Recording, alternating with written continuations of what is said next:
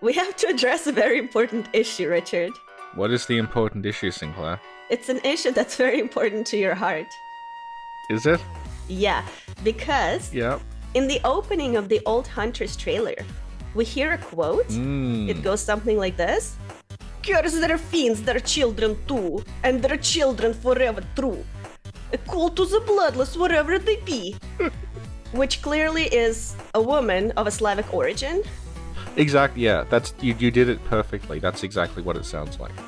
So I would just like you to confirm it, that this is the doll that says it. Yeah, a lot of people have a strange condition that makes them hear all European accents as identical. So I am just confirming that the voice you hear in the trailer, you might hear it as being Irish, because that's how it sounds, but it is actually a Ukrainian accent, which is identical to the doll's accent. So I'm just reassuring all the people who have told me, usually in quite a patronizing and aggressive way, that the voice you hear in the trailer and when the amygdala picks you up, it definitely is Maria, and it sounds exactly like her, and I was wrong. Because it literally sounds exactly like I read it. It's exactly her voice. It's identical. Yeah. There's one non-American accent. It's like how people think I'm British. There's just one accent that stands in for the entirety of Europe and also Australia. Well, to be fair, you sound pretty British. Oh.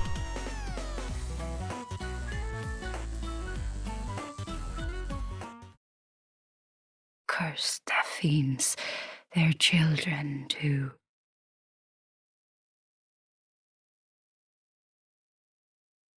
And their children forever true.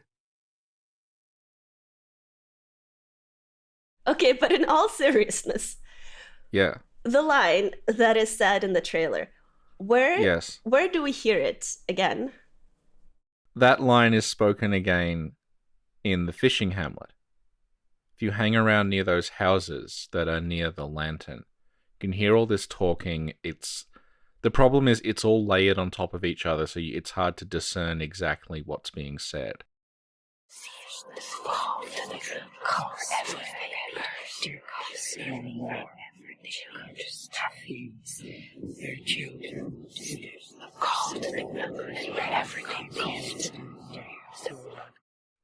But that line is in there, along with a bunch of other dialogue that, since the game was data mined, we now have access to all those files individually, so we can tell you exactly what they're saying. And those people are credited as just the baneful chanters in the credits, and you'll notice that none of them are Iveta Mradislava, who is the voice of the doll. They are someone else. The person saying those lines is not the doll. It's not the doll. It's one of the... We never see them, but there are women in the houses in the fishing hamlet who are, like, chanting. It's like a curse upon the hunters. Mm-hmm. It's similar to what the Hamlet priest says when you talk to him, when he's sort of talking about, like, a curse on everyone and a curse on the Byrgenwerth, and they've atonement by the wrath of Mother Cause. It's similar dialogue to that, and it's spoken, it's all women, and they're all saying it over and over again. You can hear it by the lantern. The thing is that, firstly, it's hard to hear if the orphan is alive because there's all this rain that obscures it. The rain clears up when you beat the orphan. But even then, like, they're all talking over each other. It's all mixed in together, and you can't isolate an individual voice. But yeah, they are saying that exact line. It's just being repeated by itself for the trailer and for when the amygdala picks you up. And how can you be sure the doll didn't sneak into the village, hid in a house, changed up her accent and voice, and is saying that? Well, it could be that Miyazaki wants us to think that. Because another thing that I've learned from talking about these games with people is that if something isn't explicitly said to you, then it could just be anything at all, regardless of any kind of internal narrative logic. It's literally entirely binary. Anything that you're not explicitly told up front is, at that point, everything is completely random, and any possible explanation you come up with is true, and that's what he wants to do. Oh, by the way, you have a super cool video about the doll on your channel. Oh, that thing. Yeah. And I think you have another one that talks about the doll post DLC. Yeah. So, like, what we're going to talk about in this episode is we're going to talk about the doll, but we're not going to talk about Maria. Because Maria is going to be a separate thing. So we're going to talk about the doll as though the DLC doesn't exist. Yeah. Yeah. Super. Oh, it's going to be good. And the reason we're doing that is because you told me the other day that Maria was only made for the DLC or something. Yeah. Through all of the data mining that's been going on of the early versions of Bloodborne, there has been zero evidence of Maria, like, in that version of the story having been dragged up. Like, in the first Dark Souls, the DLC for that about Artorias came about because they wanted Artorias to actually be in the game. He was the whole thing where you went back in time to Ulasil and met Artorias and all the stuff with Manus and the Sanctuary Guardian. That was supposed to be in Dark Souls, in the base game. And remnants of it are still in there if you don't have the DLC. Like, I think Strategist K has a video up where he kind of goes down what was and wasn't in there. So, like, if you look in Dark Souls 1's data, there is, like, an unfinished version of Calamite, there's an unfinished version of Chester. I don't know if they got as far as modeling Artorias, but from memory, like, there are references to, like, an Artorias entity in the game as, like, a character you could run into. So Artorias of the Abyss as a DLC is basically, it's like the deleted scenes from Dark Souls that they've sort of restored and put back in there. So when the Old Hunters came out, my assumption anyway, is that most of this is probably stuff they had planned for Bloodborne. They didn't have time to finish it, so it's come out as DLC like 6 months later. And I think that holds for about half of it. Like, obviously we were supposed to go to Upper Cathedral Ward. The clock was supposed to do something. They ran out of time. Ludwig maybe was supposed to be met. Things like that. So I had assumed, okay, I guess Maria was something they wanted to include at the beginning. And they didn't have time to put her in, so they've made her DLC. All right, and then I just ruled a line under it. But the thing is, all the data mining that's gone on has failed to dig up any evidence of Maria's existence, and has in fact dug up stuff that kind of points to her not existing. So it looks like the story of Gehrman's Apprentice and the story of who the doll is based on originally had two completely different answers, and then Maria was invented to kind of fix that, to kind of like tie up those two loose ends in one character by saying the doll is based on Gehrman's Apprentice. But the thing is, that looks like it was just created for the DLC, so if you look at the base game without the DLC, the Maria explanation is kind of really strange. Doesn't quite work. It's not really in line with what we're shown. The most obvious thing being that Maria herself is absolutely nothing like the doll. And we're also supposed to believe that, I guess, Gehrman built the doll. And, like, alright, that's canonically what happened, but I'm pretty sure it wasn't supposed to be like that when they made the base game. It's what, in fandom, you would call it a retcon, like retroactive continuity. What does that mean? The idea is, like, here's something that doesn't make sense, so we'll go and, like, give it a different explanation to the explanation that it had before. Mm-hmm. Yeah. Like, an example would be, like, the Star Wars films are doing that a lot now. Where things in the original Star Wars didn't quite line up, didn't quite make sense, so they've gone, in the new films they're making, going back and they're saying, like, oh, no, here's the real explanation of how that happens. Mm-hmm. Yeah. Like, famously, the thing about Star Wars being that the Death Star is ludicrously easy to blow up. Yeah. And they went back and in Rogue One, the one that you like. Yeah, the one Like that I that like. that whole thing has a subplot in that film about like, no, that was an intentional flaw that was built into it. I actually really liked how they explained it. I was like, oh, that's so cool. Yeah, it's like going back and it's like retroactively changing, okay, this is why it worked. It was actually something different that we just came up with later on. Yeah. Yeah. So I want to ask you something about the Apprentice. Gehrman's Apprentice. Yeah, Gehrman's Apprentice. Just so everyone knows, when we talk about Gehrman's Apprentice here, we don't mean Maria. We mean this like other character who probably was like the proto-Maria, but we don't know who. Yeah, and I think we hear about them from the old hunter bone. The old hunter bone is found on a grave in the old workshop. And it talks about how it's the bone of Gehrman's apprentice, and it lets us do a thing called quickening. When we fight Maria, she does that. Mm-hmm. So the implication that they're going for there is, okay, it's actually Maria's bone. That's Maria's grave. And that's presumably why the doll is praying at it. Mm-hmm. But you had another theory, or maybe you have another theory now. If we don't take the DLC into consideration, who could have the Apprentice been? Well, the thing is, it could have been anyone. It could have been the Bloody Crow. Like, that's a possible explanation. Because, and that's been further, like, that's a more tantalizing possibility having looked at Datamine's stuff, because the Crow set is called, like, Brandon's Bloody Crow set. So, like, it looks like there was a character who wore a crow set called Brandon at one point that they changed and they made them Eileen. The thing about the doll is that even before Maria, we could tell that she was from Canehurst.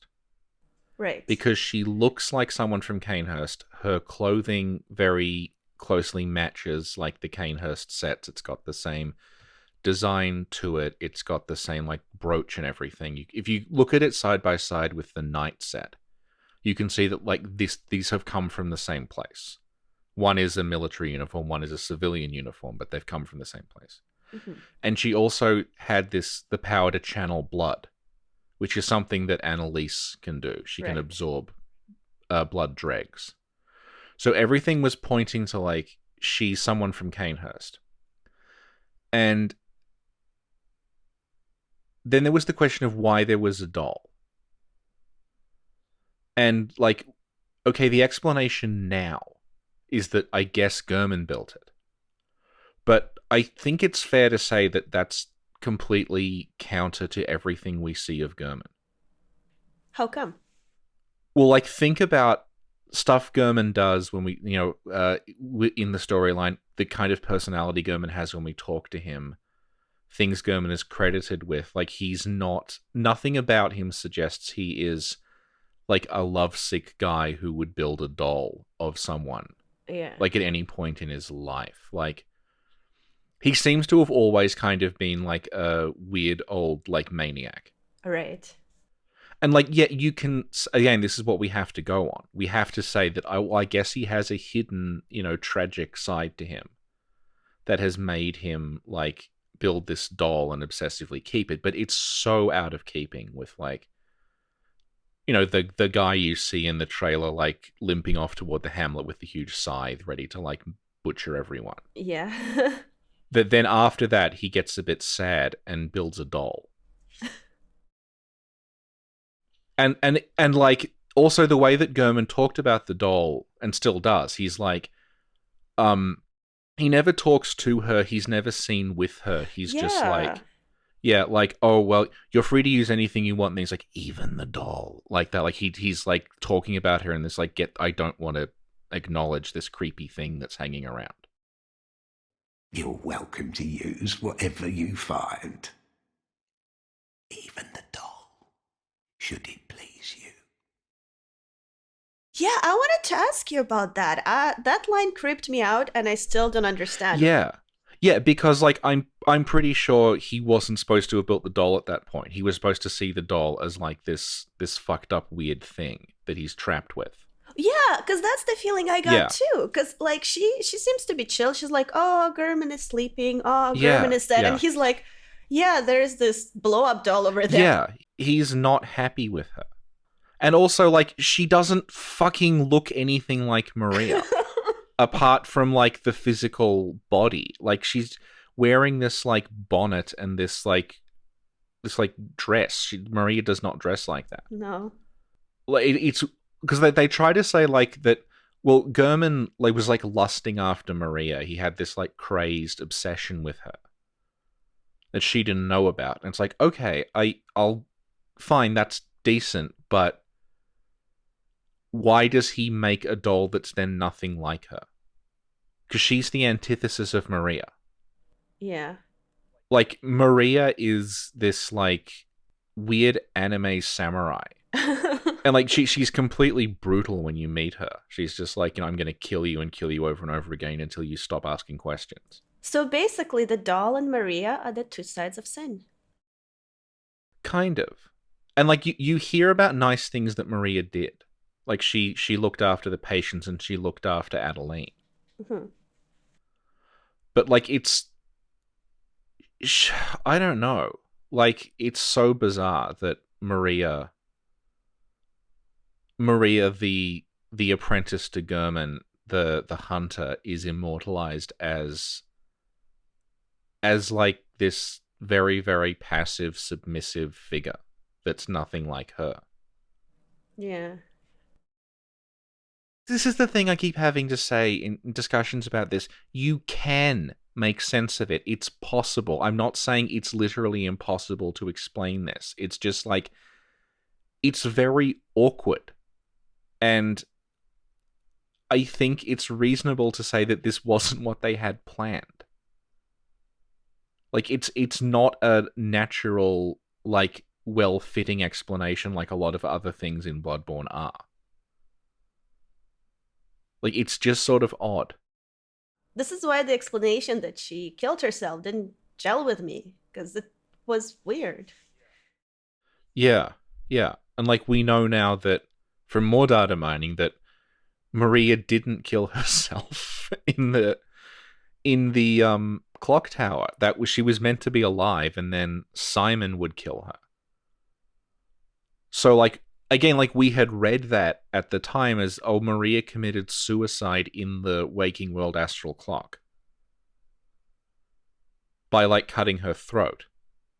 And then we were like, well, then is her body there, or is it in the workshop? Like, was that her buried there? Then, like, and there was this question about, like, well, is what looks like a coffin in that room, was that Maria's coffin? And it's like, oh. Yeah. Yeah, like, it's just the explanation they provided. It's an explanation that makes sense, like, superficially. Like, it was this person, and here's what she did. Okay, but the other aspects of that story don't tie together at all. Like, it's so... Once you get beyond the one-sentence explanation of the doll is based on Maria, who was Gehrman's apprentice, every other part of that doesn't gel and doesn't fit together. Like, it's so odd. Mm-hmm. Mm. So, back to the doll in the hunter's dream. Yeah. What does she know? Is she self-aware?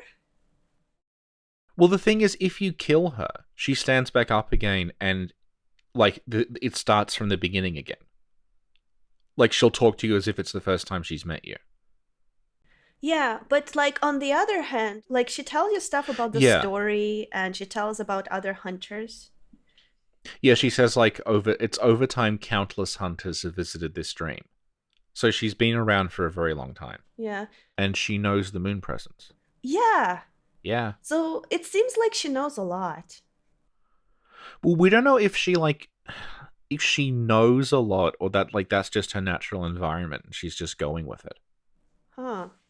She knows about the moon presence, but at the same time, she doesn't know anything about the healing church. She has to be told about it by other hunters. Over time, countless hunters have visited this dream. The graves here stand in their memory. It all seems so long ago now. Hunters have told me about the church, about the gods and their love. She doesn't know anything outside of the dream. Mm-hmm. So she knows Gehrman, and she knows the moon presence, and she knows the messengers, and she knows hunters that have visited it. But that seems to be all. Gehrman never seems to speak to her directly. Yeah, though, exactly. right? Which is another, like, you didn't make this thing, did you, Gehrman? Really? This, like, the explanation that I had prior to the DLC is that it was made by Gehrman's apprentice. Because you see the doll praying at the grave that has the bone on it, which would be his, we're assuming his grave, right? The pre-Maria apprentice. Mm-hmm. So I had assumed, okay, Gehrman's apprentice is the one who built the doll. And he built it in the image of someone from Canehurst. Like, I'm saying it may have been a female character to begin with, but, like, I'm saying he to distinguish it from Maria, basically. Like, Gehrman's original apprentice probably built the doll. It was probably, like, this lovesick guy who was...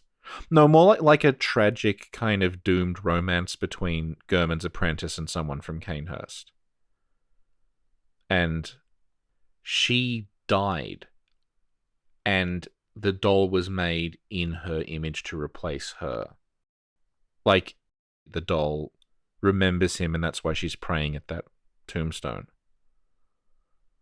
But, like, we can go... There's probably more going on because of the fucking winter lanterns.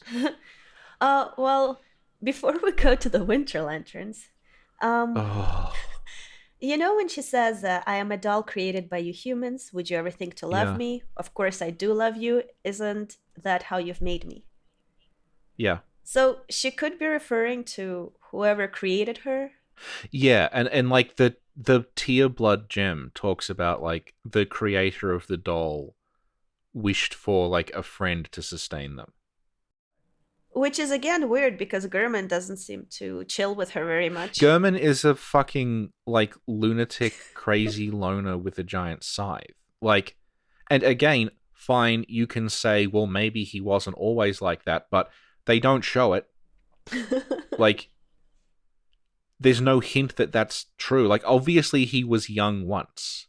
Yeah. He wasn't born the way he was, but we don't know anything about Gehrman at all prior to the fishing hamlet. Like, that's the earliest point in time that we see anything of Gehrman, and at that point in time, he was running around a hamlet, like, cutting people's heads off. Mm-hmm. And then he probably, like, killed a baby at the end of it. Yeah. Yeah, so, like, okay, you can say maybe Gehrman was a nice guy once and he's actually a sad boy, but, like... But, like, they don't show that. So, like, it's just a void. You can say anything. And I'd rather deal with, like, stuff where we actually have something to go on rather than just this like, empty space where you can say anything. Maybe he's like, I kill because I'm unhappy, and I'm unhappy because I kill. Now I feel sorry for him, and everything he did is justified. Okay, I want to ask you, what is the relationship or the connection between the doll and the messengers? Well, she knows who they are, and they seem to communicate, because when, at the beginning of the game, the messengers crawl on you, and then you hear her say, you found yourself a hunter. Like, that's her voice. Mm-hmm. So she's talking to the messengers, and she's saying, messengers, you found yourselves a hunter, as in they found us. Yeah. And it's interesting because, like, she says that, but when we go into the hunter's dream for the first time, she's not moving. She's crumpled up because we don't have any insight. Mm-hmm. So, like, it's probably that, like, she is always there, but you have to be able to perceive her. Like, you need insight to actually see that she is really there. Yeah, I think so too. Yeah, to see that she's moving around. So, which makes her some sort of an outer-worldly creature. It makes her Erden. Oh my god, that's where I was going. Yeah, exactly. She's Erden, she's the moon presence. She's everything.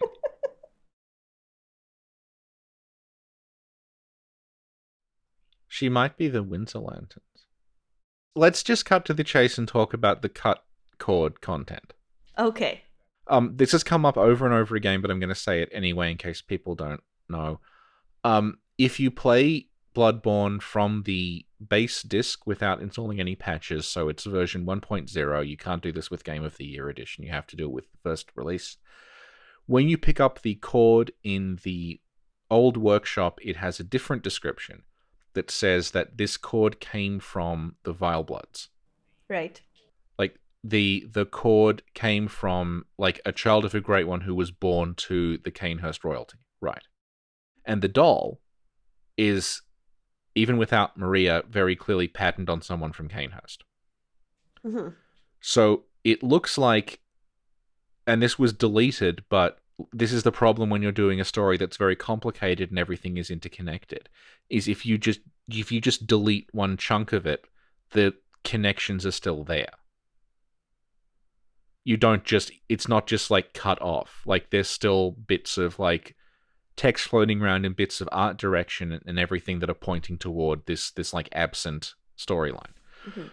So and the other important thing is that when Father Norbert was dug up, we noticed that the clothing he is wearing matches exactly the portrait of the guy in Canehurst who we couldn't place before. The guy with the beard and the shoulder-length hair. So it looks like this cut story was that the Healing Church, probably like in Lawrence's time, had gone to Canehurst and they had brought with them the old blood. That had allowed someone in Canehurst, possibly the basis of the doll, to conceive the child of a Great One.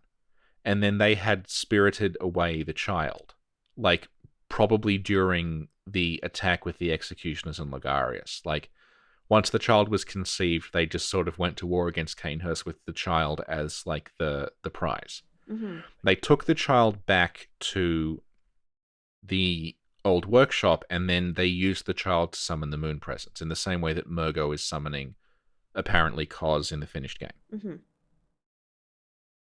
But again, that whole thing is gone apart from like a portrait, a cut item description, a cut model, and Annalyse going on and on about how much she hates the church. A sort of unrelated question. What do you think would have happened to the child after the moon presence was summoned? Every Great One loses its child. Right. So presumably the child like was not long for this world. Like it's possible the child was dead to begin with. Mm-hmm. And like they just wanted the cord and they just had to get the cord from Annalyse. Mm-hmm. Because like again, that stuff's all cut out now, but that cord has no origin at all. Right, yeah. The other cords have origins that we're told of in the game. So like you have one cord is from Mergo. It explicitly says like this is allowed them contact with Mergo.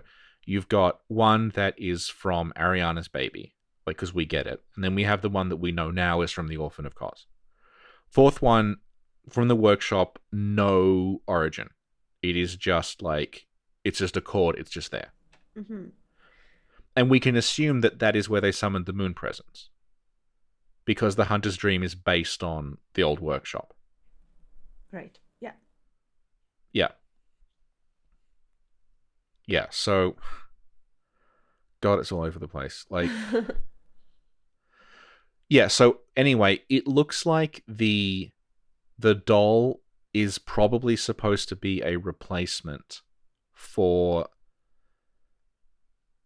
I think she might have been intended to be like a surrogate parent for the child, maybe. Because she's very, very motherly, especially in the ending where you become a Great One. She just picks you up and just like, "Aw." Yeah, cute little squid. Yeah, and the Winter Lanterns are like based on the doll, and they seem to be like They're also very motherly. Well, yeah, and like another Winter Lanterns, like the Winter Lanterns have a very specific attack they do, where they frenzy you, but they do it by creating these spears that shoot out of your body made out of blood. And those spears are like, again, it's something that is there, and I don't know where they were going with it, but the only other characters that create that spear thing. Like, it's not just frenzy makes you kind of explode, but there is this specific spear attack. Like, it forms actual spears, not like spikes. Like, if you look at them, they are spears. They have like a hilt, they have rivets on them, they have a properly sculpted spearhead. Thumerians create them. The Thumerian Elder and Yharnam create them out of blood when they fight you. It's the exact same model. And the Brain of Mensis does it. So it looks like at some point there was a connection, because the Winter Lantern brain and the Brain of Mensis brain are kind of similar. So it looks like at some point there was a Winter Lantern Brain of Mensis connection, but God knows what it was. Yeah, because the Winter Lanterns look like the doll with a little mini Brain of Mensis on her. Yeah, that's exactly what they look like. And the other thing is that the Winter Lanterns have that very distinct humming. It's like, blum, blum, blum, like that. They're like singing you a lullaby. Yeah, but, right, one thing that got dug up in the cut content that I didn't see anyone else remark on is that the doll has cut humming. When she was sleeping, you would, like, this is not in the game anymore, but, like, there's recording of her kind of like sleepily going like that to herself, which mimics the Winter Lantern. Oh, snap. That's cool. Yeah. And like the thing is, you find the Winter Lanterns in the Nightmare of Mensis and the Nightmare Frontier, where I don't know how much sense that makes if you imagine that there's a Maria connection, because like, why does Maria give a shit about Mensis? You know? Yeah. But if you imagine that, like, there's a sort of deeper connection between, like, the Lanterns and the actual children of Great Ones. Because the thing is, in the DLC, they put two Lanterns in the well. Not in the well, but they're adjacent to the well, where you find the Rakuyo. Right. So I think the idea they're getting at there is, like, the Rakuyo represents everything Maria hates about her life, about what she did as a hunter. So in order to, like, purge herself of that, she threw it in the well. And then that, after being thrown in the well, that has somehow given birth to these Winter Lantern things that are, like, embodiments of everything that Maria hates. They're like Maria's personal demons.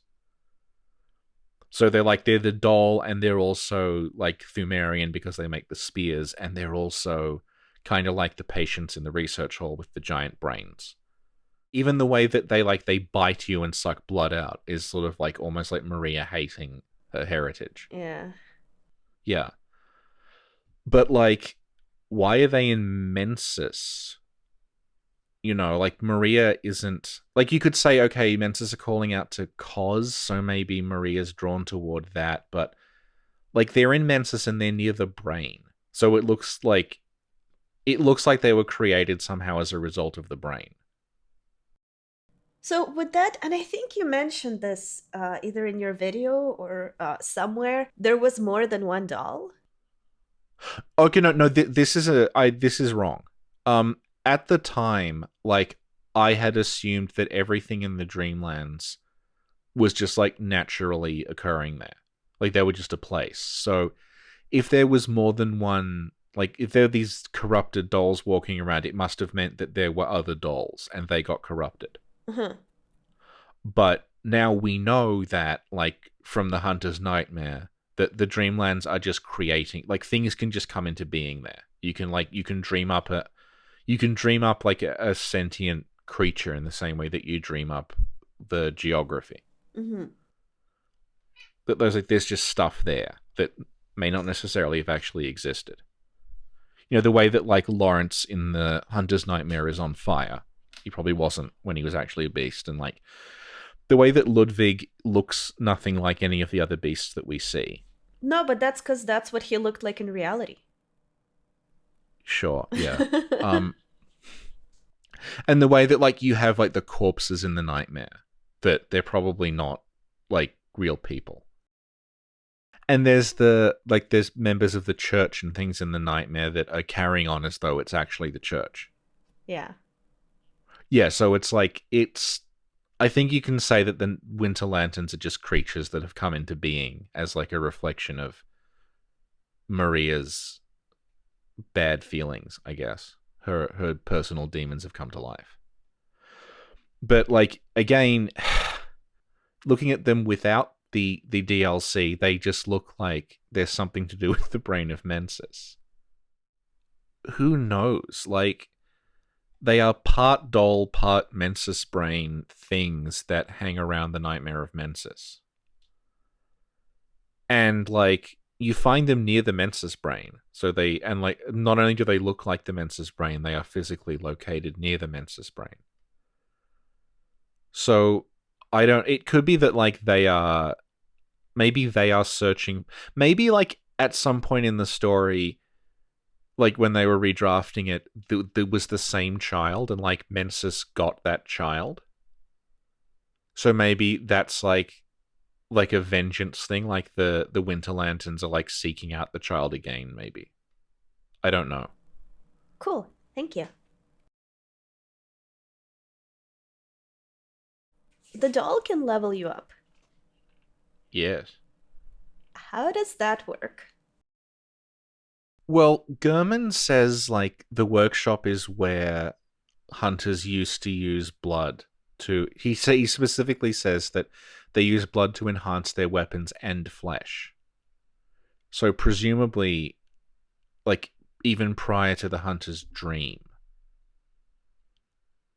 Oh, actually, no, he may just be talking about the dream, I don't know. But he talks about, like, basically blood was making them stronger, and it was also making their weapons stronger. So they may have had a way to quote-unquote level up. It may actually be that the doll is a safe way to use blood to get stronger. Because she's not literally leveling us up with blood. She's leveling us up with the echoes of the blood. Yeah.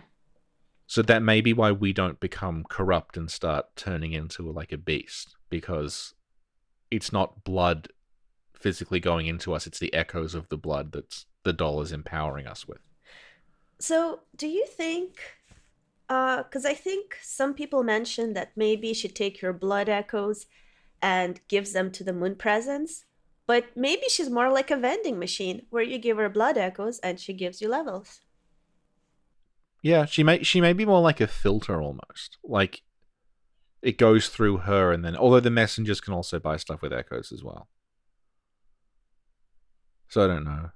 Yeah. But do you think the moon presence and the doll in the dream are somehow connected? I think the moon presence probably brought her to life in the dream. Like, the moon presence creates the hunter's dream. And it probably, like, as a result, it brought the doll to life, because the doll's not alive in the... Oh, having said that, like, if you look at her in the waking world, she does move. Her finger taps. Yeah. Yeah, so it could be that, like, she's kind of, like, almost... But there may just be there may be something to do with her being alive in the dream. That, like, her being alive in the dream is partially animating her body in the waking world. But yeah, like, I'm pretty sure you have to say the moon presence brought the doll to life. The doll appears to, like, even though we never see it, I guess because they didn't animate it, but, like, the doll is implied to be the thing that pushes Gehrman around in the wheelchair. Because if you take the Honoring Wishes ending, you get to see your hunter in the chair, and the doll is like wheeling you around. And there's a shot in one of the trailers that they didn't end up using, but it shows the doll, and so it shows the doll pushing Gehrman in the chair in front of the workshop. Mm-hmm. So I think you can assume that, like, when Gehrman moves around, that's actually the doll pushing him. Maybe he can't actually move the wheelchair on his own. Interesting. Because we don't ever see him move around, do we? No, he doesn't. I don't think he has a moving animation at all. Like, he appears, and if you hit him, he just disappears again.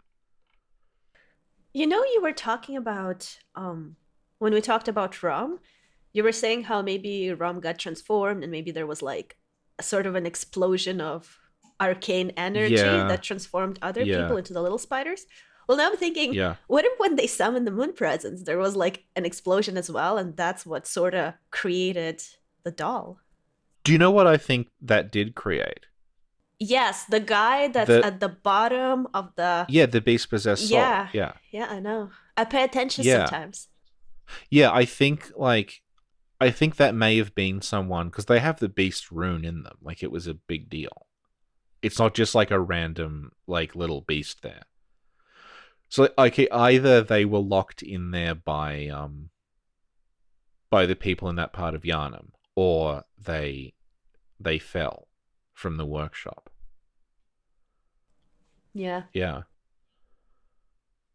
In the waking world, we can go to the workshop, Yeah. and that's when we discover the doll and the whole thing that exists in real life. And it all makes sense. And you can also find an ornament there, right? Yeah, the hair clip, yeah. Mm-hmm. And that's the doll's hair clip. yeah. And when Yeah. you give the ornament to the doll in the dream world, in the hunter's dream, she feels joy. I can't remember. Not a thing, only I feel a yearning, something I never felt before. What's happening to me? Tell me, Hunter, could this be joy? So can you, like, explain that?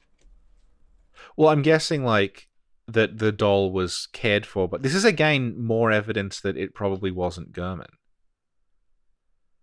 Because, like, you'd think maybe Gehrman... Like, she talked about, like, no one likes her in the dream, and, like, Gehrman is disturbed by her, and she's never felt joy. So you'd think if Gehrman made the doll, then, like, he would have, like, reciprocated, you know, love at some point. Not fucked her, but, like, you know, he would have been nicer to her. Yeah. Yeah, but the idea is whoever made the doll, like, that was a hair clip that was for the doll, and it's in that it's just in a cabinet in the dream, in the waking world. So when you bring it to the dream, I guess she like remembers back when she was just a doll, you know, the attention that was lavished on her. Mm-hmm. But do you think the hair ornament was made for the doll? Could it have belonged to the woman the doll is based on? Yeah, that was where I was gonna. Yeah, that's entirely possible. Mm-hmm. So, like, can we talk about what I think happened to that woman? Yes. Okay, so when Lance was data mining Bloodborne, he found a coffin. It's a unique coffin, and it loads in Hemwick. The thing is, it's possible it was meant to load in other areas as well, but in the cut version, it's for some reason only going to load in Hemwick. But, like, that coffin has on it... Firstly, it's a completely unique coffin model. It's not just a random coffin. It has on it these flowers laid on it. And those flowers are the same flowers that the doll has on her bonnet. And they're also the same flowers that are on Yharnam's wedding dress. She has, like, it. You can't see it in the Nightmare of Mensis. You can only see it in the boss fight version. But Yharnam has these, like, roses that are pinned to her, the trail of her dress. Mm-hmm. And you also see them in the chalice dungeons. You sometimes find chalices where there is this, like, large open... It almost looks like a garden, even though it's underground. And it has these bushes with these flowers on them, and the flowers look like that. And, like, it looks like this is again what I mean. This looks to be incredibly deliberate. It's not just like, oh, flowers. It's like... Yeah. They're the only flowers in the game. They look like a rose. Like, Bloodborne has a lot of flowers in it. But these ones, they look like a rose. And the only places you see them are the doll's bonnet, Yharnam's dress, and in the chalice dungeons. So, like, it's not saying it explicitly, but it is indicating that, like, this is something to do with Thumerians. Right. This is some kind of, like, flower that's relevant to Thumerians. And they're also on this coffin, and the coffin loads in Hemwick, which is connected to Canehurst. And it's possible, again, that it may have loaded in Canehurst at one point, and that function's just not there anymore. So I honestly think that coffin is the coffin of the woman who the doll is based on.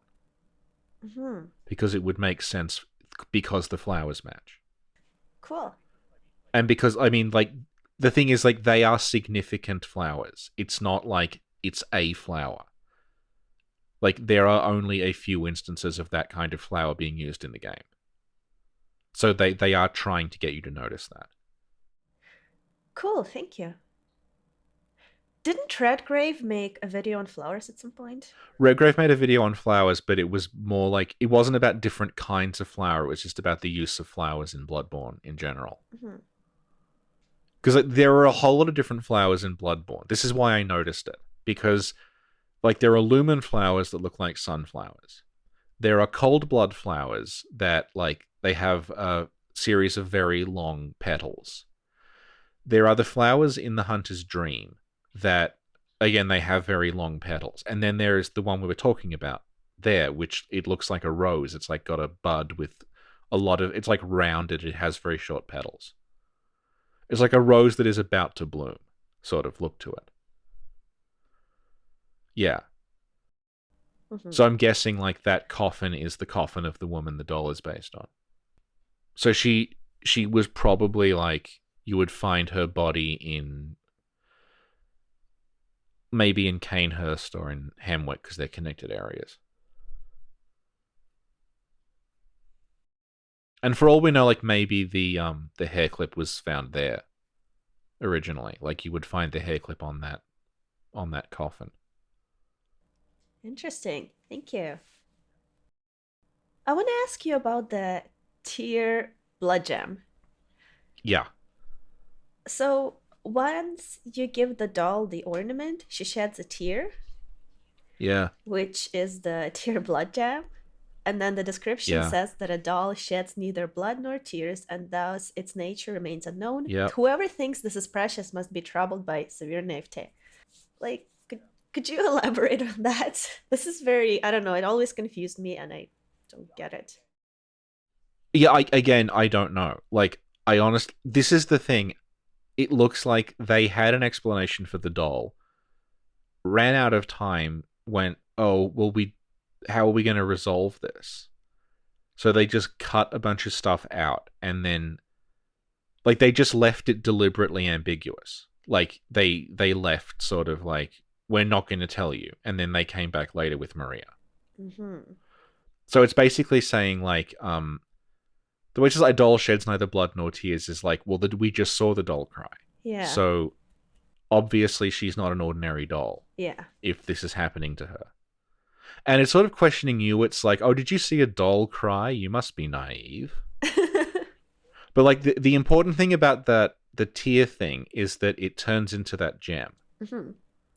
And that gem has the effect of healing you. And the description of the gem is like, this gem is like a friend that will always be with you. And it will always like keep you safe. And that's what the creator of the doll was trying to do. They were trying to make like a companion who would look after them. Or, yeah, a companion, or like, again, it could refer to her being like a surrogate mother. Yeah. The idea that like she is always around, she's always like protecting, and she's always healing. You know, when you said that, a companion who'd look after you, to me it kind of made this, like, I don't know, I got this, I guess, vision or whatever in my head, where it's like somebody created the doll for Gehrman because they knew he'd need her, let's say, in the dream. Yeah. And she would be there to help him, but because Gehrman is such a dick, he's like, I don't need your help. You're creepy. Yeah. Go away. But that is possibly what, like, literally what the Moon Presence did. Like, the Moon Presence may have brought the doll to life to tend to Gehrman. So that dialogue that you get from the doll when she talks about Flora, aka the Moon Presence, as we know right now. Well, no, Sinclair, because No? it's not in the finished game. Okay. She talks about Flora, who's literally a flower that is growing on the grave. Yeah, she talks about flower, which could be anything, even the Moon Presence. Oh no! What's this? Cut content that says it's the Moon Presence? I guess it's not anymore. Continue, Sinclair. You know what this reminds me? When I was like younger, like a child, like, yeah, if you told me something, I would just say the opposite. be like, no, that's not it. That's what you just said reminds me of me in my younghood. Yeah. So the way she's praying to the moon presence is very like gentle. It's very like, oh, moon presence, Yeah. you're so nice. You're not a giant like skinless monster. Well, the thing is, the moon presence is only a giant, skinless, horrible monster if you take in the chords. No, she's also a skinless monster if you refuse to submit. No, but she's nice to you. No, she takes your leg. Yeah, but from her perspective, she's being nice to you. Huh. Okay. Like, she doesn't want to kill you, she just wants you to be there. It's like when I adopt stray cats. Do you cut off their legs so they don't run away? No. But it's like, here, you stay with me. Oh. Like, from her like, she's not a person. So, like, she's just...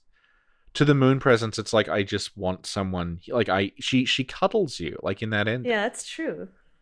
Yeah. With her giant forehead. Like, she's like patting you on the head, and she's like, oh, baby. It's like, and she's like, again, she's the thing that's stopping you from dying. Because you're bound to her. So when you die and you come back to life again, that's because the moon presence has bound you to the dreams. Like, she is literally keeping you alive throughout the game. Richard, Yeah. You know how we have a whole Lawrence thing when you talk about like the contract between Lawrence and the moon presence and how he has to bring her a child for the whole dream to end or whatever. Yeah. What if she's like, oh, Lawrence finally got me a child. Come here, you. Yeah, I think that's what her reaction to Gehrman is. Like, Gehrman is like fulfilling the role of a child for the moon presence until Lawrence brings her like an actual... Because the idea is like the great ones are like they're longing for children because it's the one thing they can't have. Uh-huh. Yeah, because like they're omnipotent beings that have like transcended everything. So the one thing that they can't have is children. So that's why they're drawn toward them. Oh, that's sad. Yeah, that's why like the whole game is literally just about finding surrogate children for monsters because it's the one thing that they don't have access to.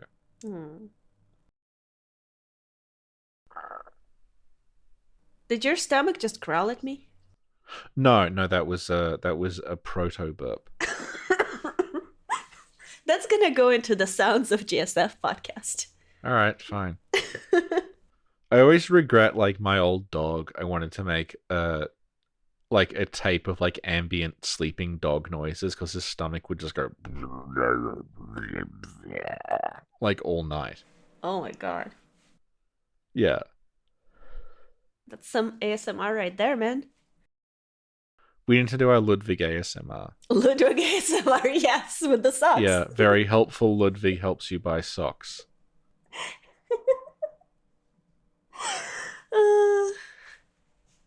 I could do that because I have many different socks. Yeah. You can get Ludwig to appear in it because you know he killed Maria and you can blackmail him.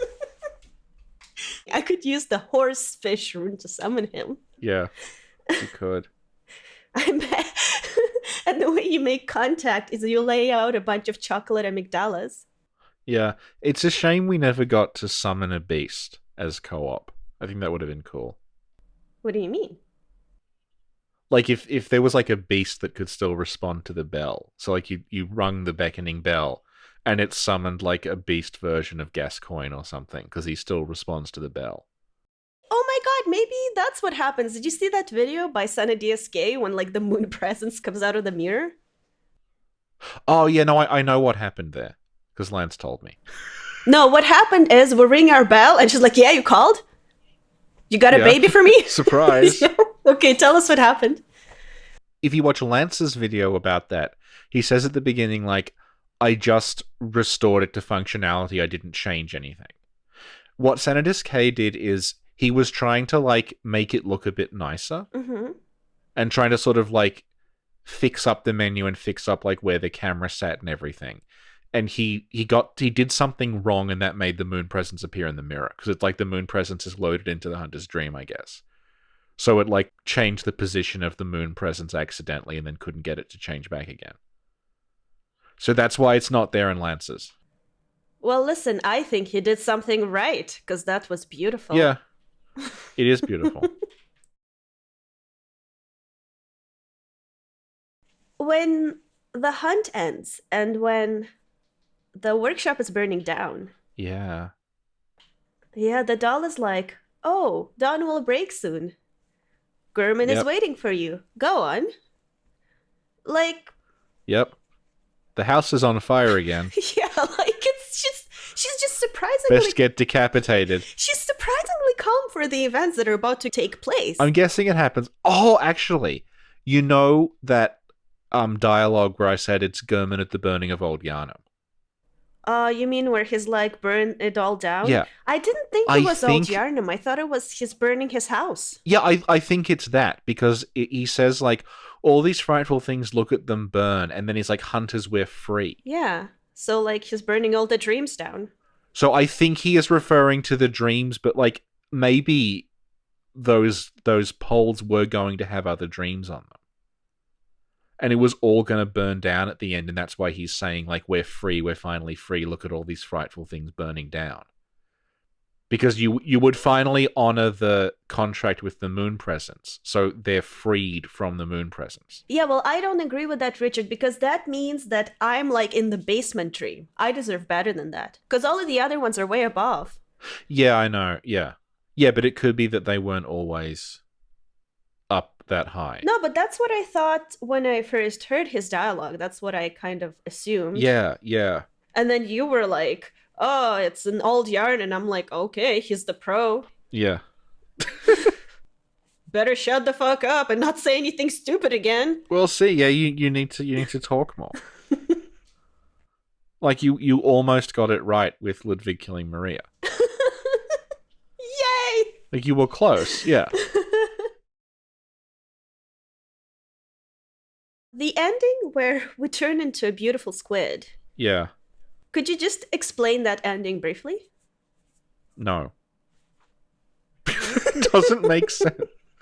Like, what happens is we take in 3 third chords, or 4 if you want, if you're going for overkill, and then we beat the moon presence, and then the screen fades out, and it fades back in again, and we're a squid.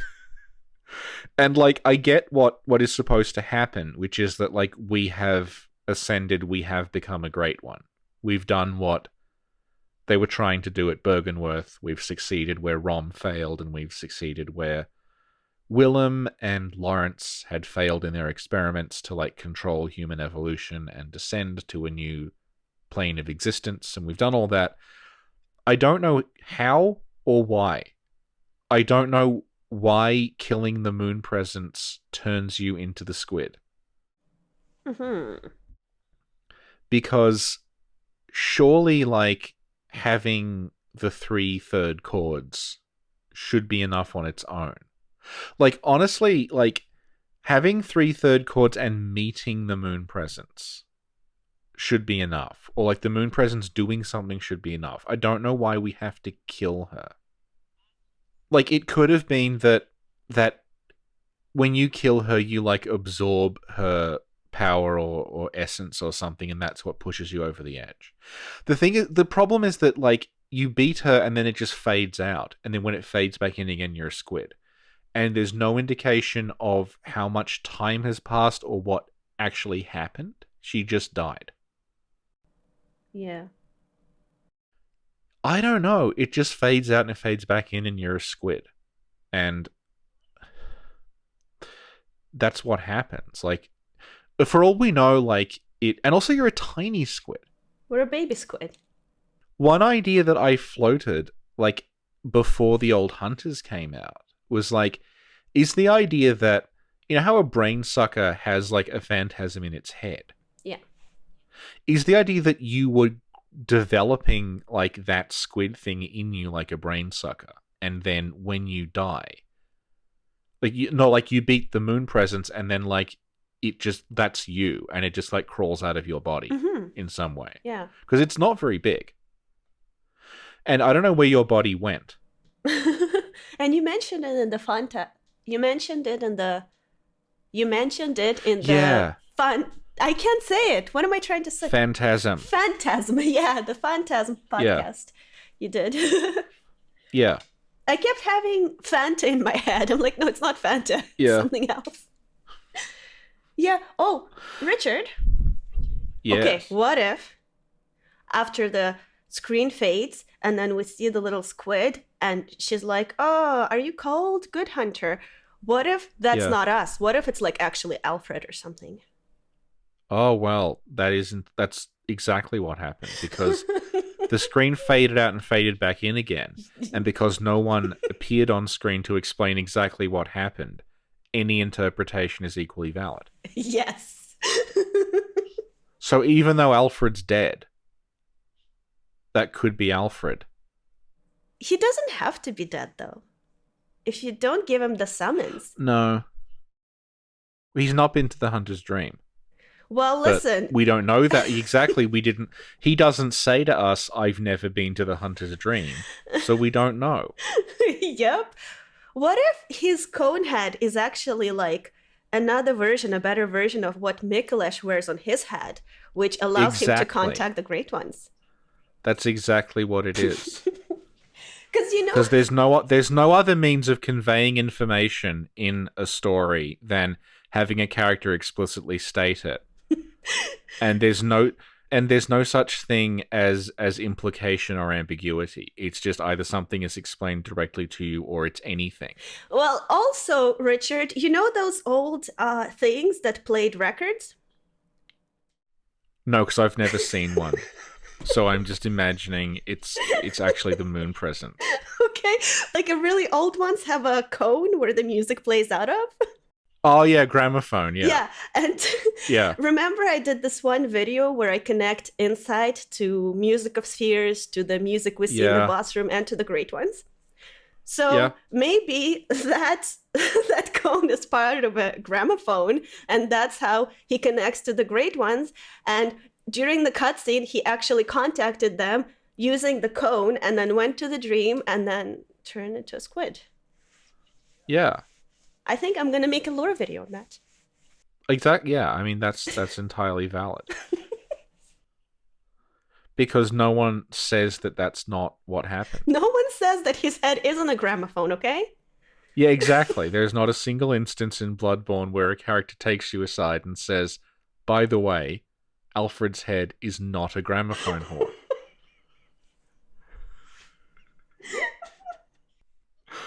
And even if they did, perhaps it was an intentional piece of misdirection.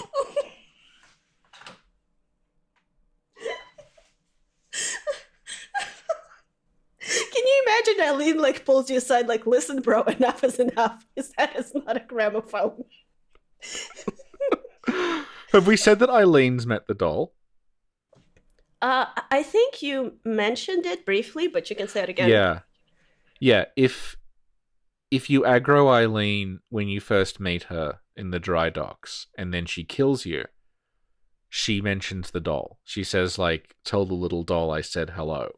Sick burn. So that confirms that Eileen went to the dream and met the doll. Mm-hmm. Yeah. But the doll doesn't talk about other hunters specifically. She just says there were numerous hunters. She just says countless hunters, Mm-hmm. yeah. Oh, she talks about you, actually. If you take the... submitted thing, right? Yeah, if you submit, then in New Game Plus, your grave is there. And she says, like, yes, this hunter was here. And you're like, it's me, damn it. Yeah, and you're like, yes. How does this work? Yeah, she says it, and then there's a dialogue prompt that just says, how does that even work? And if you press it, the save file deletes itself because you've created a time paradox. I'm just imagining like Lawrence going like, I've figured out how we're gonna evolve humans into great ones, and Willem just goes, how would that work? And then there's just like, well, you get there and you put all slugs just in your head, and you imagine that if this is what really happened see, Lawrence has a selective memory because Lawrence remembers like, I must take my leave, Willem, and dramatic, but it's actually like, right, here's what we're gonna do. You know, when you go underground, sometimes there's a little slug. I was thinking to myself, what if the slug, if it's underground, it probably knows a lot, it's seen a lot, if you put the slugs in your head, you could hear what the slugs were talking. But to do that, and then Willem's like, how would that work? Well, what we'll do is we'll put all this blood and water in people's heads, and they'll swell up and they'll get very big. And that will be like when you hold a shell to your ear, you can hear the sea. So we'll put if your whole head was that, you could hear all kinds of things. And we'll put all slugs in, and they'll all talk to you. And then Willem's like, well, what the slugs like? No, because what happens, we'll have you grow a plant on your head. And that will go down, and the slugs will live off the plant, and Willem's just like, get out. And Lawrence just leaves. That's the real Byrgenwerth flashback. Oh my god. And then Willem is like, damn, we'll accept anyone into this program these days, huh? No, he's like, if we're going to qualify for funding, we have to make sure that we need another, like, half a dozen candidates. How is this ever gonna get past the ethics committee? So we'll just roll with it, just not tell them, and if it comes up, it comes up. We should just like revoice the Byrgenwerth flashback with this.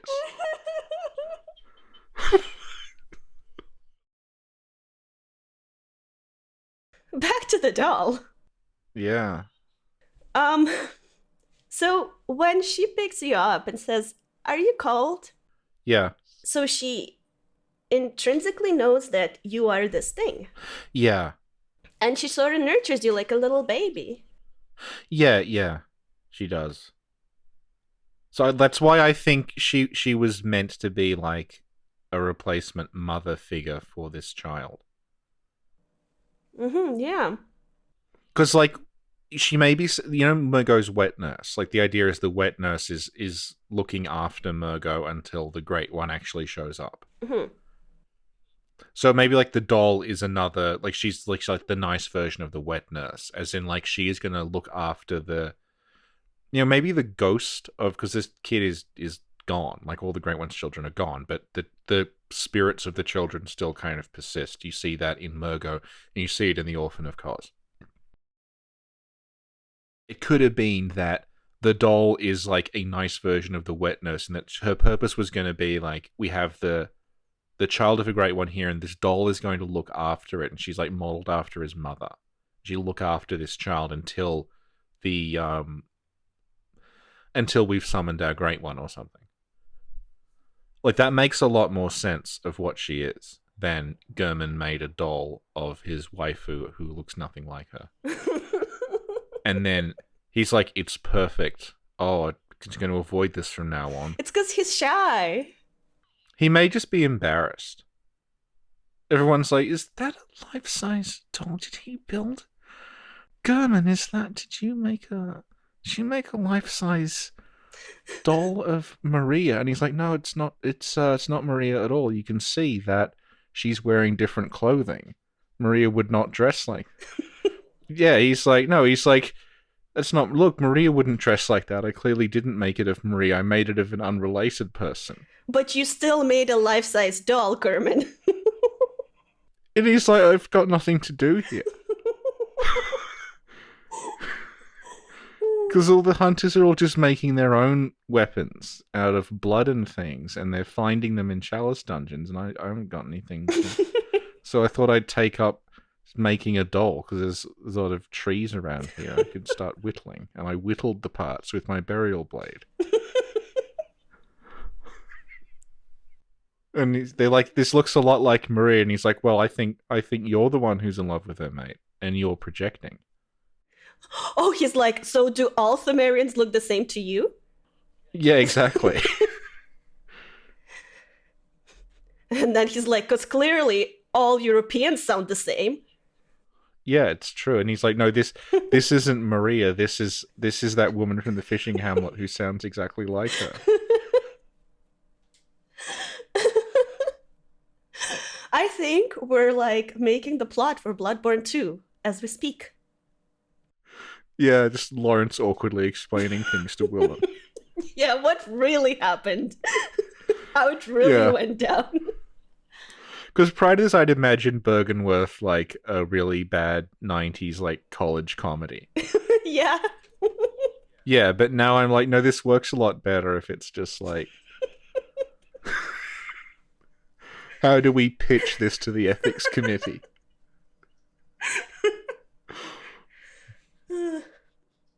Okay, so what I wanted to say was, Yeah.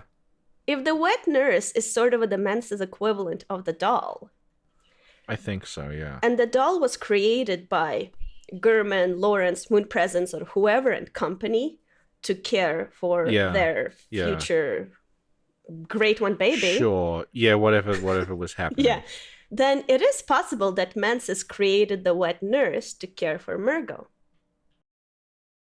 Well, the thing is, the wet nurse appears to have killed them because there's all those dead Mensis people outside. And, like, it says that the third cord they have allowed them to contact Mergo, right? But also, like, I think it's weirdly worded and I don't quite understand it, but I think the idea is it is the cord from Mergo's physical body. Mergo is long gone and in the Dreamlands. So if you use that part of Mergo's body, that summons, like, the wet nurse because the wet nurse is looking after Mergo. So the wet nurse is attracted to the third cord that belongs to Mergo. If that makes sense. Like, that part of Mergo's like, Mergo is gone. But using a third cord, you can kind of, like, bring Mergo back along with the wet nurse because the wet nurse is looking after Mergo. Hence, like, her being a wet nurse. Because what Mensis are doing is they're beckoning Cos. So I think the idea is that the wet nurse is looking after Mergo until Cos shows up. And then I think in another video you were saying, like, they're using Mergo to try and beckon Cos, but then the brain of Mensis shows up or something? No, that's a separate incident. A lot went wrong. Oh, okay. Never mind then. It's... No, what I think has to happen is the brain of Mensis is the first great one they encountered in the nightmare. And it drops the living string item. And that's significant because the living string item is what lets you go to Thumaru Ihil and actually meet Yharnam. Right. And, like, the description of the living string very specifically says, like, the brain that Mensis dredged up left behind a relic, as in the living string. So, like, the living string is called out in the item description as, like, this thing is significant. Because you need that to go to Thumaru Ihil. So I think the idea is that they find the brain, get the string from the brain, then go to Thumaru Ihil, get the Yharnam stone, which is Mergo's corpse, because Mergo's dead. From the Yharnam stone, they are able to get the third cord because it's Mergo's body. Then they go back to the nightmare and they use the third cord to summon the wet nurse, who has Mergo with her. Like, that is the best I can do for, like, what's actually going on. Because there were all these other theories that, like, everyone in Mensis fused together into the brain. And, like... Well, that's what the item description kind of implies, though. Does it? Yes, it does. Let's find it. I don't remember which item description I'm talking about, Is it the though. one that says resulted in the stillbirth of their brains? Yes, that's the one. Yeah. Fuck knows. The thing is, like, that brain is... That whole castle area, right? The brain has a, like a little, like, there's a housing for it. Right. And it's connected to chains and stuff. And then, like, on the, there's a walkway near it where you see all of these dead Mensis people who've been frenzied to death by the brain. And then it says that, like, that door is locked. You can't get there because... like, Mensis found something terrible and had to lock it away. So that all points to the brain was something that was already there. And they did something that, like, you know, she possibly was always there and they just went out onto the walkway and all died. And then they were like, well, we're not doing that again, and locked the door. Yeah. But weirdly, like, it does say that it left behind the relic. So I guess, like, they did something, like, they eventually were able to get part of the brain out after dozens and dozens of them had died. But, like, I don't think they fused together into that brain. Okay. I think the brain was always there. Mm-hmm. If you care about the Japanese script, like, it doesn't say stillbirth of the brain at all. It just says, like, their brains were gifted with decay, or, like, their brains rotted away or something. So, like, it could be that it frenzied their brains? Or... Yeah, basically, like, it's fucked up their brains when they found it. It allowed them, it's the core description, like, it allowed them audience with Mergo, but destroyed their brains, basically. Yeah. That's why you find all the dead Mensis people outside the wet nurse's arena. Okay, so that makes sense. So it could be referring to the dead people whose brains got destroyed after contacting the Great One. Yeah, like the appearance of the wet nurse, because the wet nurse is a great one. So, like, I guess, like, the appearance of the Great One was too much, and they all just, like, were destroyed by it. Mm-hmm. There was an arcane explosion! Yeah, similar to, like, Rom is vacuous. Like, it's possible that Rom's brain was, like, partially fried when she turned into the spider. Right. And that's why when you fight her, she just, like, flops around. Yeah. She just, like, scuttles around and flops and things. She doesn't really fight you in a... Yeah. Like, the spiders around her actually are sort of more intelligent in the way that they engage you. That's true. They jump at you with their faces. Yes. That is very intelligent. When I first fought Rom, I thought the joke was that she's a vacuous spider because her head is the toughest part of her, so she must have a really thick head. That's why hitting her head doesn't do any damage, because she's, like, really dumb and doesn't have a brain. And then I realized, oh, it was a different... something else. You're such a noob. I know, I was a noob when I first played the game, yes. I was a pro since day one, man. That's true, you are. Mm-hmm. You know how when you wake up in the clinic, and I think the first monster you encounter is that wolf? Yeah. In my game, the first monster, instead of the wolf, it was the moon presence, and I beat her. Oh, okay. Yeah. Yeah. Yeah, you guess you visceraled her. Yeah. And I didn't even need the 3 chords. I instantly transformed into a great one. Yeah, but you were playing the Dendi version. Yes, I was. Which is it's slightly modified. Yeah. You turned into a great one, and then you met Yuri Gagarin, and the Soviet anthem played over the credits. That's exactly how it went. And all the beasts were bears. On roller skates. Yes.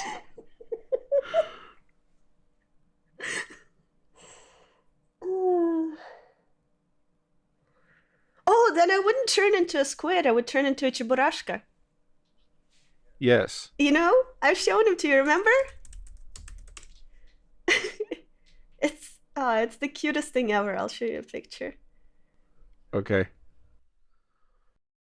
Oh, that's sweet. That is sweet. It's a It's a thing.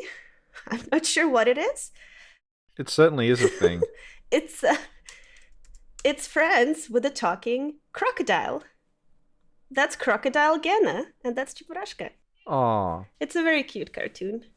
Super touching. So this is like akin and beast forms in the Dendi version. Yes.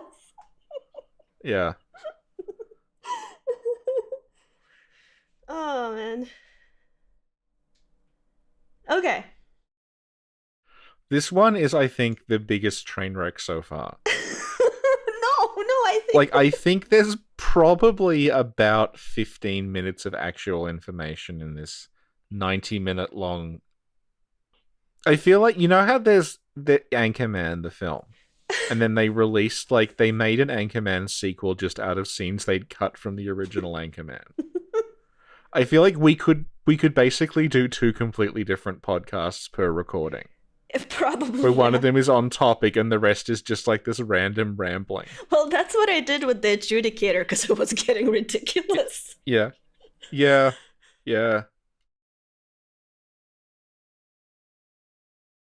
Do you have anything to say that you would like to say about the doll? No, not really. It's more just like getting across that, like, when I have talked about Bloodborne, I have focused on the way in which it was telling stories through its environment and through its design, right? So the thing about the doll is that there's very clearly a story that they were going with the doll. And I'm getting this all from the design, and I'm getting this from like little contextual clues and implications and pieces of design around the game. It's pretty clear to me that they had one plan for the doll prior to the DLC, which is that she is based on a woman from Canehurst who was somehow involved in the conception or caring for or whatever of the child that they used to summon the moon presence. And then the whole Maria thing was added for the DLC. But as a result, the Maria story does not quite gel in terms of the things that interest me with how the doll is. Because, like, the Maria story is quote-unquote explained and makes sense because they just outright say the doll is based on and connected to Maria, who was Gehrman's apprentice.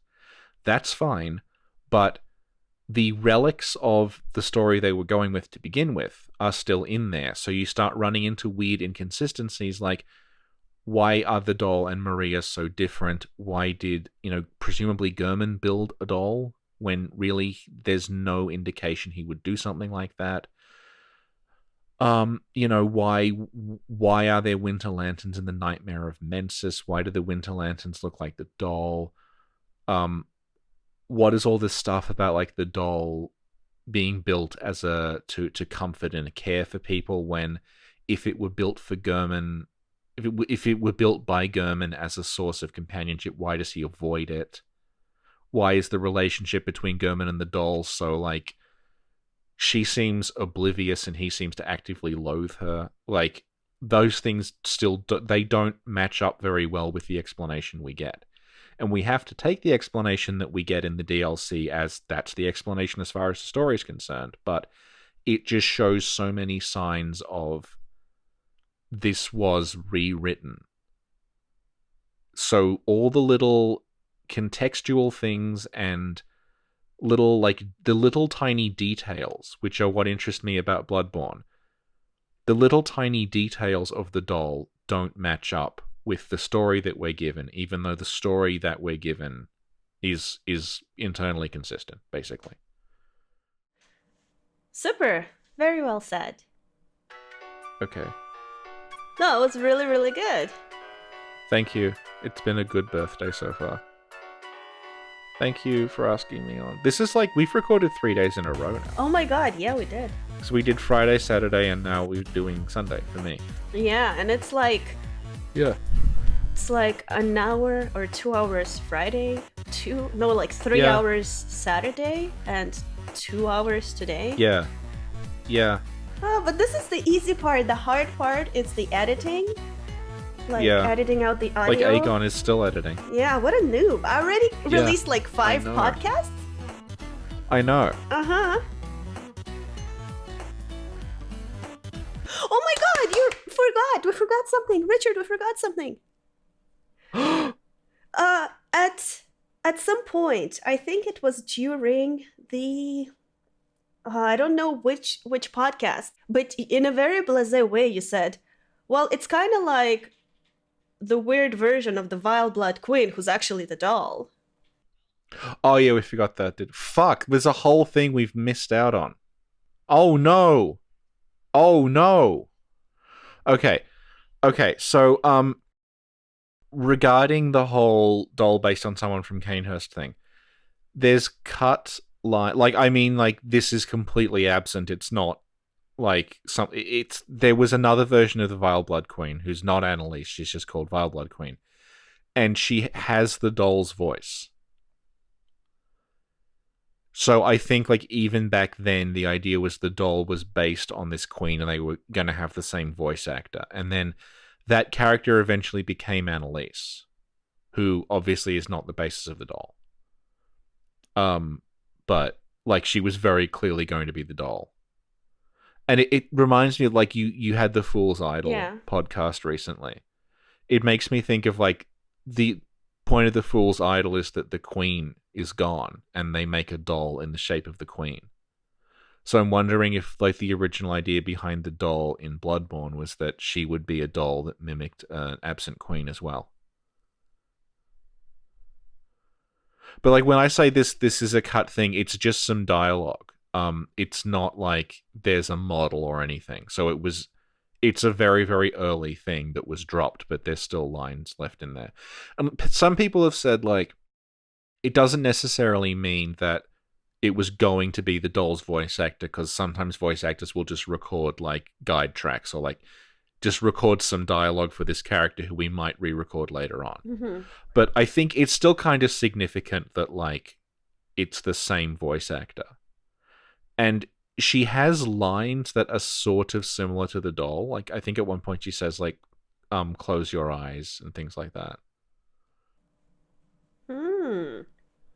So it's possible that initially, at some point, the idea was that that there would be a doll based on the Queen of Kindhurst.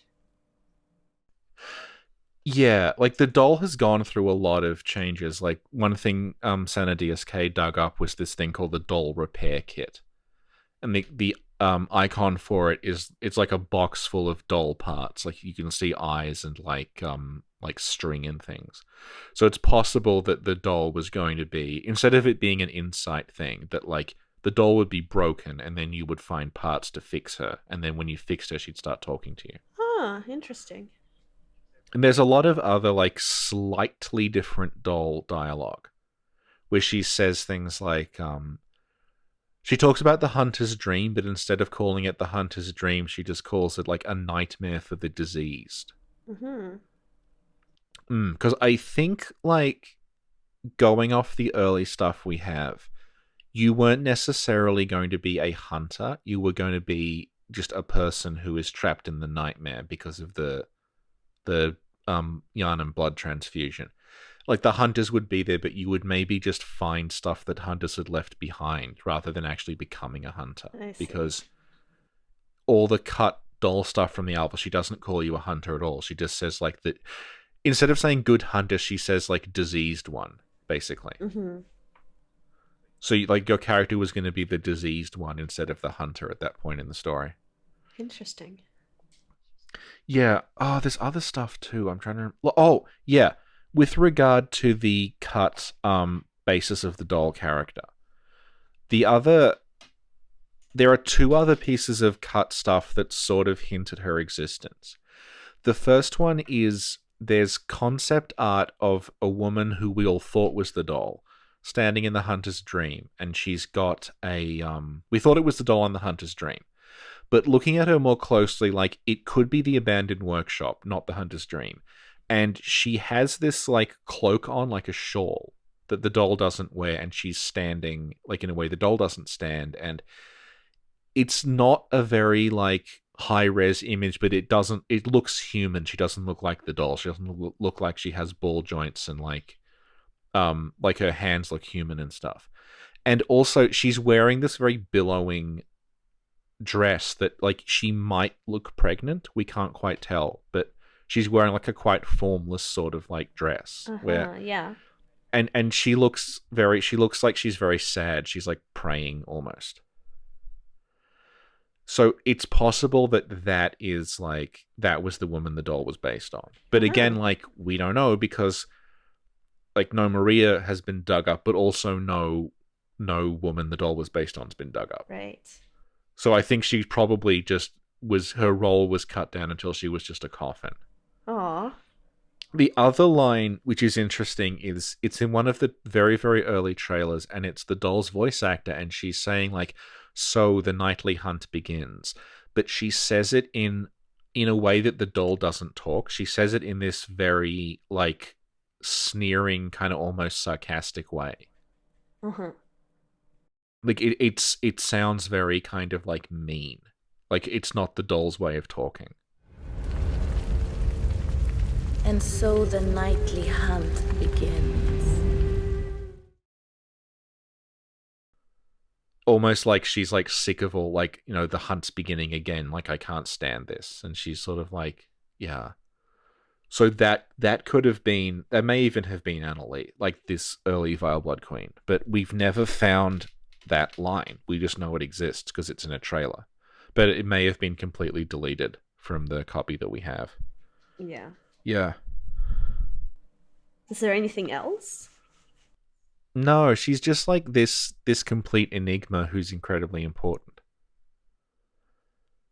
It's just like I was saying, like, they give you a story in terms of like, this is what happened. Story checks out, but the little details don't. Mm-hmm. So it's never going to be resolved unless they actually remade Bloodborne. Mm-hmm. But yeah. Okay, cool. Thank you. Yeah. Thank you. And I guess next time we can talk more in detail about Maria. Good. Yay. We just say, like, Maria is, like, a much cooler character than whoever she replaced. Yeah, that's true. Like, we all love Maria. We're not saying Maria's bad. We're just saying, like, these two things don't entirely match up because Maria was something that they came up with later on. They should have taken Maria, put her in the dream. Like, after you complete the DLC, Maria's like, hey, what's up? Yeah, she's just like, sup. Yeah. I'm gonna help you level now, bruh. But then you're like too terrified to approach her, right? Because you're like, I remember what happened last time I tried to talk to you. And she's like, it was a prank. It was a prank, bruh.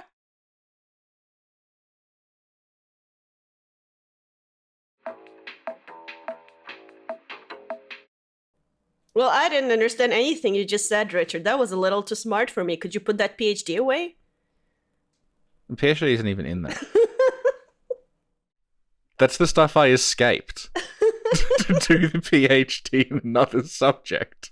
You speak like a PhD-er. Can you dumb it down for a regular person who only has a bachelor degree? Do you want me to talk to you like you talk to Corvo? Like, well, Sinclair, you see... Oh, 10 minutes in and this is already, like, unbroadcastable. I think the second you upload this, your account is just going to be deleted.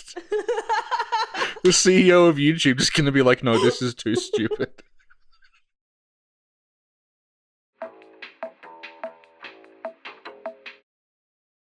But yeah, I think Star joined the Dark Souls 3 isn't all that perfect club because Bloodborne is the most amazing thing in the universe. Oh, good. Her opinions are correct now.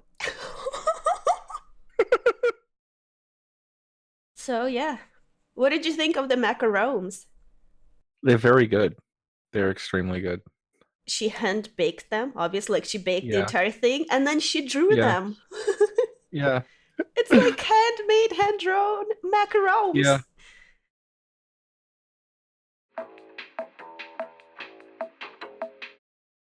Yeah. The two sides of Sinclair. That I'm too shy to do something or I'm mean. Yeah, that's true. Yeah.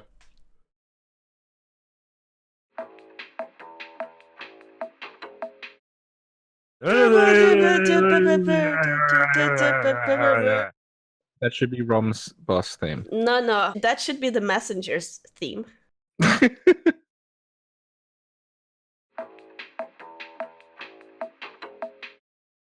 Thank you. And on Twitter, Char asked a question about the doll. Okay. Is the doll Gwyn's daughter? Yes. Because they don't say that she's not Gwyn's daughter. You'll play as her in Shadows Die Twice. And all will be revealed. All will be revealed. Asterisk. About Lettersmith Gilligan. Again. All will be revealed, not a guarantee. All will be revealed, not a legally binding statement. All will be revealed, actual revelation may not match.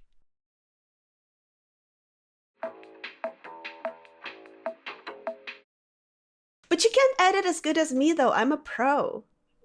That's true. I edit so good, you actually make sense. I know. You gotta have fun with this one. Because the thing is just past 1:42:30. So, like... Oh, God. Oh. Oh, man. Imagine if we streamed. This would be interminable.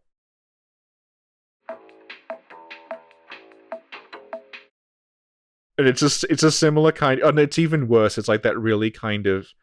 When British humor goes lowbrow, it goes very, very low. So it's like, oh, the plans are hidden in a sausage that falls down the front of someone's pants. And it's like, oh, Commandant, I must get my hands on your huge sausage.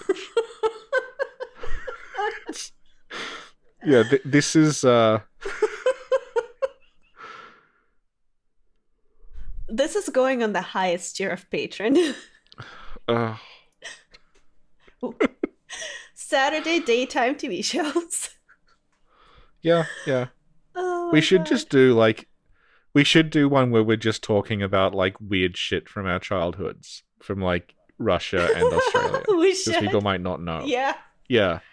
And talk about the dandy.